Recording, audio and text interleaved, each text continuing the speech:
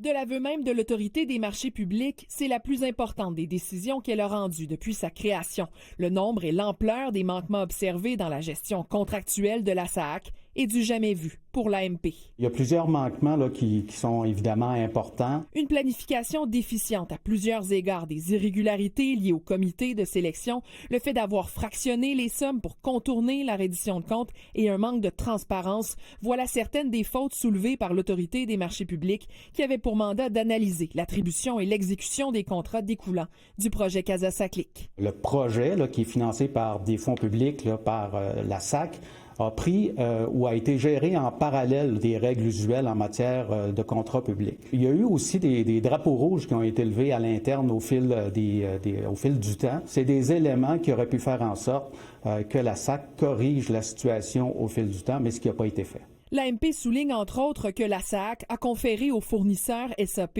un avantage certain. Elle lui a aussi permis de bénéficier d'informations et d'opportunités que ses concurrents n'ont pas eues. On a du mal à penser qu'il n'y a pas eu de la corruption. Vraiment, quand on lit, je veux bien croire qu'il y avait aussi un manque de compétences là, mais là, c'est trop. Là. C'est un rapport accablant et tout ça s'est passé au nez et à la barbe du gouvernement de la CAQ. La SAAQ a décliné notre demande d'entrevue par courriel. Elle dit s'engager à répondre aux recommandations et ordonnances de l'AMP et soumettra un plan d'action dans les délais demandés. Le ministre des Transports, lui, dit prendre très au sérieux les faits rapportés et avoir rencontré la haute direction de la SAAQ ce matin. Je me suis assuré, dit-il, que la SAAQ donnera son entière collaboration.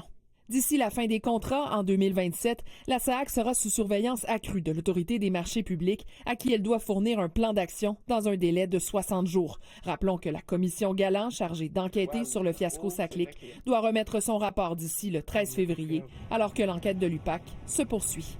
Élisabeth Laplante, TVA Nouvelles, Montréal.